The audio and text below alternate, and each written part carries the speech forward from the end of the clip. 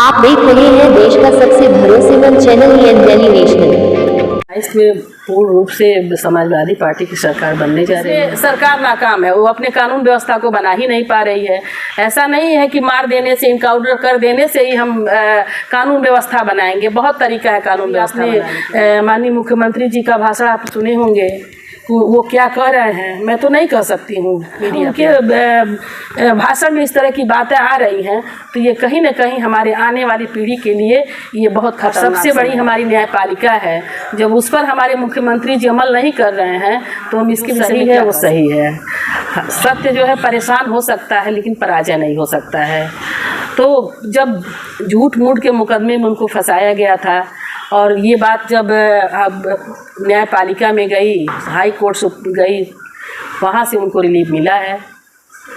आजम खान को या इरफान सोलंकी को, जिनको भी मिल रहा है वो हाई कोर्ट से ही मिल रहा है, न्यायपालिका ही दे रही है। कोई चुनौती नहीं पनियरा में है, बिल्कुल आसान लड़ाई हमारी। देखिए, जहाँ लोग जुड़े हुए हैं, जनता जिनके साथ है, तो कोई तंत्र हो, कोई सरकार हो, कोई चुनौती नहीं रहती है।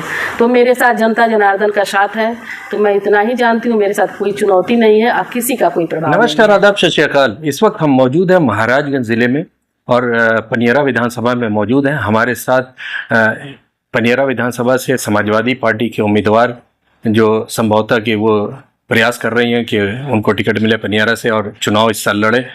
जो आने वाला चुनाव है 2027 में, उसमें ताल ठोकने की तैयारी के में मसरूफ़ सुमन ओझा जी हमारे साथ हैं।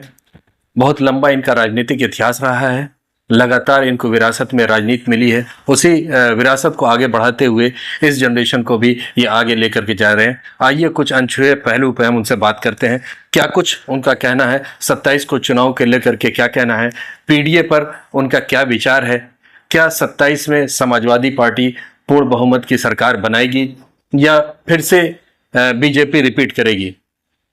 महाराजगंज को बता दें, यहीं से अगर लोकसभा की बात करते हैं तो पंकज चौधरी यहाँ से जीते हुए हैं, लगातार वो 7वीं बार यहाँ से जीते और इस वक्त वो केंद्रीय वित्त राज्य मंत्री हैं और गोरखपुर से भी उनका ताल्लुक है। महाराजगंज में स्पेशली अगर हम बात करते हैं तो योगी आदित्यनाथ जो कि मुख्यमंत्री हैं सूबे के, उनका भी बहुत ज़्यादा यहाँ पर वर्चस्व रहा है। ऐसे में समाजवादी पार्टी कितना सफल होगी पनियरा में। अगर पनियरा की भी खास बात अगर हम बात करते हैं, अगर पनियरा क्षेत्र की बात करें तो वहाँ पर कहीं ना कहीं वीर बहादुर सिंह के परिवार का दबदबा बना रहा है। जब तक वीर बहादुर सिंह थे वो कांग्रेस का दबदबा रहा है, उसके बाद फतेह बहादुर ने उनकी विरासत को आगे लेकर के बढ़े हैं और वो भाजपा से यहाँ पर मंत्री भी रह चुके हैं और इस वक्त मौजूदा वक्त में वो विधायक है। आपका बहुत बहुत स्वागत है हमारे चैनल में। बहुत बहुत धन्यवाद आपको और आपके चैनल को। क्या कहना चाहेंगे, 27 में क्या लग रहा है, कौन सरकार बना रही है? 27 में पूर्ण रूप से समाजवादी पार्टी की सरकार बनने जा रही है। जिस तरह अगर उत्तर प्रदेश की हम बात करें और वोट्स का पोलराइजेशन हो रहा है, आपको लगता है कि 27 में पीडीए का नारा लेकर के आप सरकार बना पाएंगे? बिल्कुल। अभी आपने देखा 24 का जो लोकसभा का चुनाव हुआ है, इसमें समाजवादी पार्टी का कितना अच्छा प्रदर्शन रहा है, तो पूरा देश जान रहा है। तो इस बार पूर्ण बहुमत की सरकार समाजवादी पार्टी की बनेगी। और जहां तक पीडीए की बात आपने जो कहा, तो आज पीडीए ही हमारे समाजवादी पार्टी को मजबूत कर रहे हैं। तो पीडीए के साथ रहने से हमारा सरकार अवश्य ही बनेगा इस बार समाजवादी पार्टी का। अगर इधर हम बात करें कुछ दिनों की, तो सपा कहीं पर कोई भी एजिटेशन कर रही है, वो सफल होता हुआ नहीं नजर आ रहा है। जैसे गोरखपुर में माता प्रसाद जी आए थे वो विरासत लेने के लिए, वहां पर उनकी सभा नहीं सफल हुई। पिपराइच में जो घटना हुई उसमें आए, वो नहीं सफल हुआ। फिर गोरखपुर के पास अगर हम गीडा की बात करें, वहां पर एक मामला हुआ, वहां पर डेलीगेशन आया, वो सफल नहीं हुआ। फिर उसके बाद बरेली की घटना हुई, वहां पर भी गए तो वहां पर नहीं पहुंचने दिया गया। तो क्या मतलब है इसका? इसका मतलब साफ आप देख रहे हैं, सरकार जो है जाने नहीं दे रही है, अपने तंत्र द्वारा उन्हें रोक ले रही है। सफल तो हर जगह है, जनता उनको सफल बना रही है, लेकिन प्रशासन जो है, सरकार जो उनको विफल कर रही है। लेकिन जनता के तो दिल में बस रहे हैं, जनता तो हर कार्यक्रम को उनको सफल करा रही है। अभी बरेली में जो आपने कहा कि उनका कार्यक्रम सफल है, कैसे नहीं हुआ? सारी उनको में तो एंट्री ही नहीं मिली ना किसी तो भी, जो आपके कैसे मिलती उनको हाउस अरेस्ट कर लिया गया, वहां से जाने नहीं दिया गया। प्रशासन से तो लड़ के जा नहीं सकते हैं, वो हम लोग का ये काम नहीं है। कानून व्यवस्था बिगाड़ने का हम लोग का नहीं काम है। नहीं, मौलाना मोहिबुल नदवी और इकरा हसन ये लोग तो वहाँ बॉर्डर तक पहुंच गए थे, वहां से इनको वापस किया गया। तो उन लोगों ने सोचा कि सबसे पहले नेता विपक्ष को ही हम क्यों नहीं वहाँ अरेस्ट कर लेते हैं, तो उन्होंने माता प्रसाद पांडे जी को अरेस्ट कर लिया और उन लोग को भी वहां तक नहीं जाने दिए, वहीं अरेस्ट कर ली उन लोग को भी। उनको पता है कि अगर ये जाएंगे तो जनता इनके साथ है, लोग इनके साथ हैं, तो ये हर कार्यक्रम में सफल होंगे, इसलिए पहले ही वो अपने तंत्र को लगा दे रहे हैं, प्रशासन को। तो ये प्रशासन से हम लड़के कानून व्यवस्था तो हम बिगाड़ेंगे नहीं। आइलम मोहम्मद पे ही विवाद हुआ था। अगर बरेली की बात करें और कानपुर की बात करें, और लखनऊ में सुमैया राणा को डिटेन कर लिया गया, कानपुर के अंदर डिटेन किया गया लोगों को। आपका क्या मानना है, ये विवाद था इस तरह का कि इसको पोलराइज किया जाए या एक विशेष समुदाय के खिलाफ इसको खड़ा किया जाए? मेरा मानना ये है कि देखिए, अगर उन्होंने लिख ही दिया आई लव मोहम्मद, तो उसमें सरकार को चाहिए कि भाई अपने प्रशासन द्वारा, अपने पुलिस प्रशासन से वहां उनको समझा बुझा करके दोनों पक्ष को किनारे कर देना। आज इतना बड़ा हादसा हुआ है बरेली में और हर जगह हो रहा है, तो ये देश के लिए अच्छा काम नहीं हो रहा है। हम तो अपने देश को बांट रहे हैं, हिंदू मुस्लिम हर बिरादरी में बांट रहे हैं। जब देश आजाद हुआ तो क्या हिंदू मुस्लिम सिख ईसाई सभी लोग तो देश को आजादी को दिलाने में अपने संघर्ष को पूरा किए। तो इसमें सरकार नाकाम है, वो अपने कानून व्यवस्था को बना ही नहीं पा रही है। ऐसा नहीं है कि मार देने से, इनकाउंटर कर देने से ही हम कानून व्यवस्था बनाएंगे। बहुत तरीका है कानून व्यवस्था बनाने के लिए। क्या ये सरकार जो है समाजवादी के खिलाफ है? तो साफ दिख नजर आ रहा है समाजवादी के खिलाफ। समाजवादी के खिलाफ नहीं है, हमको लग रहा है कि हर लोगों के खिलाफ है, आने वाले जनरेशन के खिलाफ है। आज हमारा जनरेशन क्या सीखेगा? जो ये मार काट हो रहा है, अभी आपने माननीय मुख्यमंत्री जी का भाषण आप सुने होंगे, वो क्या कह रहे हैं मैं तो नहीं कह सकती हूँ मीडिया पे। और अगर वो प्रदेश के इतने बड़े पद पर हैं सूबे पर, और उनके भाषण में इस तरह की बातें आ रही हैं, तो ये कहीं ना कहीं हमारे आने वाली पीढ़ी के लिए ये बहुत खतरनाक समय आएगा। अगर बुलडोजर की बात करें तो सुप्रीम कोर्ट ने भी कहीं ना कहीं रोक लगा रखा है बुलडोजर के ऊपर कि बुलडोजर नहीं चलना चाहिए, नाहक किसी के ऊपर नहीं चलना चाहिए, लेकिन कहीं लगाम दिख नहीं रहा बुलडोजर का, हर जगह इस्तेमाल हो रहा है। तो इसको क्या कहा जाए? जब कानून व्यवस्था उनके हाथ में है और सबसे बड़ी हमारी न्यायपालिका है, जब उस पर हमारे मुख्यमंत्री जी अमल नहीं कर रहे हैं, तो हम इसके विषय में क्या कह सकते हैं? हम नहीं कह सकते। सरकार न्यायपालिका के ऊपर है। अब हो सकता है न्यायपालिका के ऊपर है, तभी तो न्यायपालिका की बात नहीं मान रही है। हम लोगों ने तो न्यायपालिका की बात हर जगह माना। हमारे राष्ट्रीय अध्यक्ष जी न्यायपालिका की बात मानते हैं, हम लोग भी न्यायपालिका को सर्वोपरि समझते हैं। हो सकता है उनका अपना सोच है, अपनी नजरिया है, हम उसमें कुछ नहीं कर सकते हैं। आजम खान बहुत बड़ा मुस्लिम चेहरा, कम से कम समाजवादी पार्टी की अगर बात करें, 23 महीने के बाद जेल से बाहर आते हैं, 27 के चुनाव में कितना इफेक्ट डालेंगे? उनका हमेशा इफेक्ट रहा है और आगे भी रहेगा। उनके पास न वोटिंग अधिकार है, न वोट कर सकते हैं, न चुनाव लड़ सकते हैं। कोई जरूरी नहीं है कि वोटिंग अधिकार हो तभी वो इफेक्ट कर सकते हैं। वैसे भी उनके पास बहुत लोग हैं, बहुत उनका पूरे प्रदेश में उनका नाम है, लोग हैं, वो करेंगे, वोट तो करना होगा। एक क्रोनोलॉजी हम समझना चाहते हैं कि लगातार मुख्तार के साहबजादे रिलीज हुए, उसके बाद रिजवान रिलीज हुए, रिजवान सोलंकी, उसके बाद उसके दूसरे दिन इरफान सोलंकी रिलीज हुए, उसके पहले आजम खान रिलीज हुए। क्या चल रहा है? कहीं मैच फिक्सिंग तो नहीं है ये बीजेपी और एसपी की? नहीं, ऐसा नहीं है। देखिए, जो सही है वो सही है। सत्य जो है परेशान हो सकता है, लेकिन पराजय नहीं हो सकता है।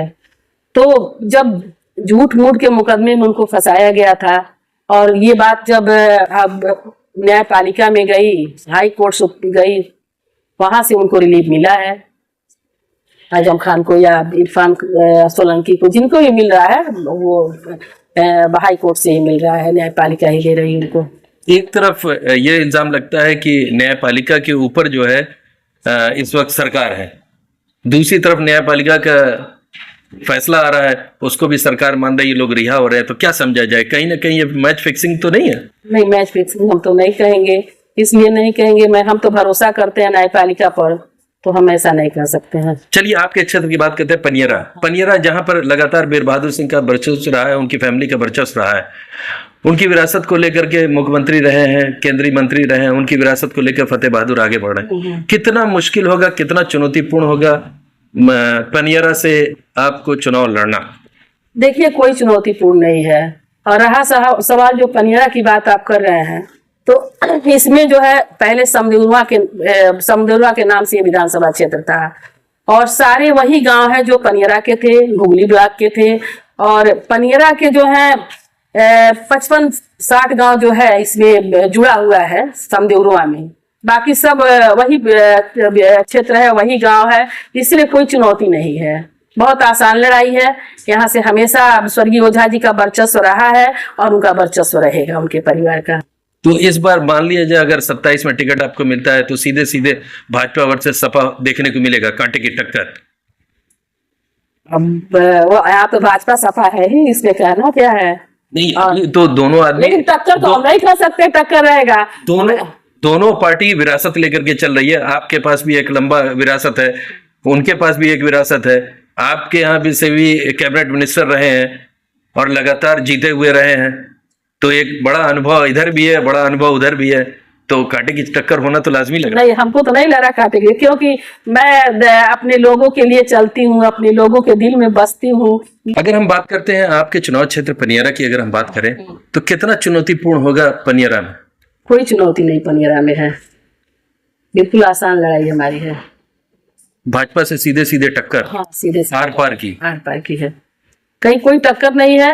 हमारी लड़ाई बहुत आसान है। तो जो एक नारा है अब की बार बीजेपी सरकार, उसको थोड़ा सा यहाँ पर ट्विस्ट करते हैं कि अब की बार सुमन ओझा। बिल्कुल बिल्कुल, ये तो जनता के दिलों में मैं बस रही हूँ, मैं जनता के दिल में हूँ। आप जाके घूम के देख लीजिए, हम लोग सुमन ओझा की बात करते हैं, तो कोई कांटे की लड़ाई नहीं है हमारी। फिर भी कितना मुश्किल होगा? बीजेपी सत्ता में है, मिशनरी उनके पास है, मुख्यमंत्री का पूरा प्रभाव है, पूर्व मुख्यमंत्री का प्रभाव है, कितना मुश्किल होगा? देखिए, जहाँ लोग जुड़े हुए हैं, जनता जिनके साथ है, तो कोई तंत्र हो, कोई सरकार हो, कोई चुनौती नहीं रहती है। तो मेरे साथ जनता जनार्दन का साथ है, तो मैं इतना ही जानती हूँ, मेरे साथ कोई चुनौती नहीं है। अब किसी का कोई प्रभाव नहीं है, कोई तंत्र नहीं। आप अपने क्षेत्र की जनता से क्या अपील करना चाहेंगे 27 के चुनाव को देखते हुए? मैं अपने पनियरा विधानसभा के सभी सम्मानित साथियों से, माताओं बहनों से यही अपील करना चाहूंगी कि देश के लिए और अपने भविष्य के लिए हमें समाजवादी पार्टी की सरकार बनानी होगी। इसके लिए हर चुनौती और हर कोशिश हमें करना होगा। और मैं अपने पूरे पनियरा के लोगों को मैं यहाँ आपके चैनल के माध्यम से सबको मैं प्रणाम भी करती हूँ और सबका धन्यवाद देती हूँ कि जो लोग सारे यहाँ के जितने लोग हैं, ये मैं अच्छी तरह से जानती हूँ कि मैं उनके दिल में बसती हूँ और उस सुमन ओझा को अपने दिल से मानते हैं सब लोग। चलिए, तो यहाँ पर साहब सुमन ओझा जी का कहना है कि वो चूंकि क्षेत्र में लगातार बनी हुई हैं और यहाँ के जो नागरिक हैं, जो नगरवासी हैं या जो भी पनियरा क्षेत्र के जो भी वासी हैं, उनके दिलों में बसी हैं, वो आवाज़ वहाँ से निकल के आ रही है। तो इनके लड़ाई नहीं होगी, बल्कि एक तरफा इनका अभी ये मानना है कि एक तरफा लड़ाई है और जीत इनकी सुनिश्चित होगी। और 27 में पीडीए का जो नारा लेकर करके अखिलेश यादव चल रहे हैं, उनके नेतृत्व में उत्तर प्रदेश के अंदर सरकार बनेगी और अखिलेश यादव पुनः एक बार फिर मुख्यमंत्री बनेंगे। ऐसा अभी की जो परिस्थिति है उसको देख कर करके इनका ये मानना है। आने वाला वक्त बड़ा दिलचस्प होगा, देखना होगा कि ऊंट किस पर बैठता है, कौन जीतता है, कौन हारता है। खास तौर से अगर पनियरा की बात करें तो हमारी नज़र बनी रहेगी, हम बड़ी बारीकी से उस पर नज़र टिकाए रहेंगे। हम वक्त बेवक्त आपको एनालिसिस देते रहेंगे, क्या अपडेट्स है, हमारे साथ बने रहिए। मैं मोहम्मद यूसुफ, महाराजगंज से, EN डेली नेशनल के लिए।